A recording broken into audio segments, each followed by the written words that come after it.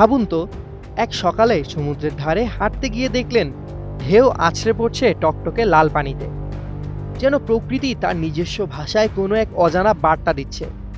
সম্প্রতি ইরানের হরমুজ দ্বীপে এমনই এক দৃশ্য দেখা গেছে। প্রবল বৃষ্টিপাতের পর সৈকতের লাল মাটি ধুয়ে গড়িয়ে সমুদ্রের পানিকে রক্তের মতো লাল করে তুলেছে। বিস্মিত স্থানীয়রা একে রক্তস্নাত সমুদ্র নামে অভিহিত করেছেন, আর সোশ্যাল মিডিয়ায় ভিডিও ছড়িয়ে পড়তেই বিশ্বজুড়ে কৌতূহলের সৃষ্টি হয়েছে। তা কেন এই রক্তবৃষ্টি? হরমুজ দ্বীপের মাটিতে প্রচুর পরিমাণে লাল অক্সাইড রয়েছে। ভারী বৃষ্টির ফলে এই খনিজ উপাদান ধুয়ে পানির সঙ্গে মিশে লালচে রং ধারণ করে।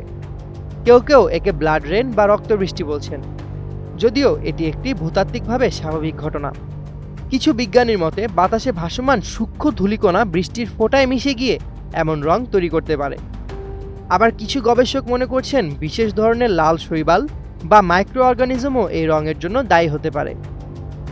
এই বিরল দৃশ্য দেখতে হাজারো পর্যটক ভিড় জমাচ্ছেন হরমুজ দ্বীপে। আশেপাশের পাহাড়, লাল সৈকত আর রক্তবর্ণ মিলে এক স্বপ্নময় পরিবেশ সৃষ্টি করেছে। এদিকে স্থানীয়দের কাছে এই লাল মাটি শুধু বিস্ময়ের নয়, এটি তারা খাবারের মশলা হিসেবেও ব্যবহার করেন। জেনেক্সে শিফট করো, লাইফকে লিফট করো। তবে প্রকৃতির এই বিস্ময় আশ্চর্যের নাকি আতঙ্কের?